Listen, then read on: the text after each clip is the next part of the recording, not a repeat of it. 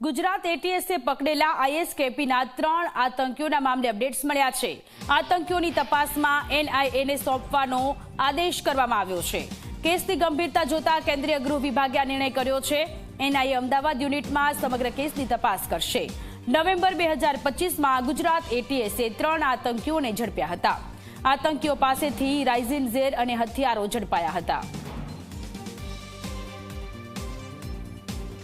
તો આતંકીઓની તપાસ એનઆઈએને સોંપવામાં આવશે।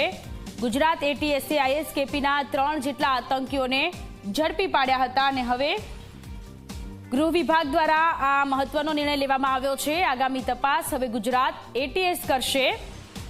ગુજરાત એટીએસે આઈએસકેપીના 3 આતંકીઓને ઝડપી પાડ્યા હતા અને હવે એનઆઈએને આ 3 આતંકીઓનો કબજો સોંપવામાં આવ્યો છે।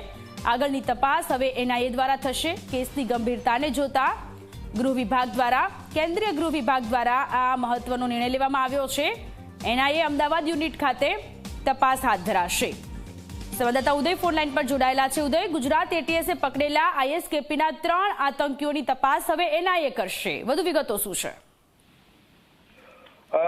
જરૂરથી જો વાત કરવામાં આવે તો જે પ્રમાણે થોડા મહિના પહેલા તે ગુજરાત એટીએસ દ્વારા જે આઈએસકેપીના આતંકી સંગઠન સાથે જોડાયેલા જે છે 3 શખ્સોની ધરપકડ કરી હતી અને જેના બદઇરાદા જે છે તપાસની અંદર સામે આવ્યા હતા। રાઇઝનિંગ કેમિકલથી જે છે લોકોના મોત નિપજાવવાના થાકું કાવતરું હતું।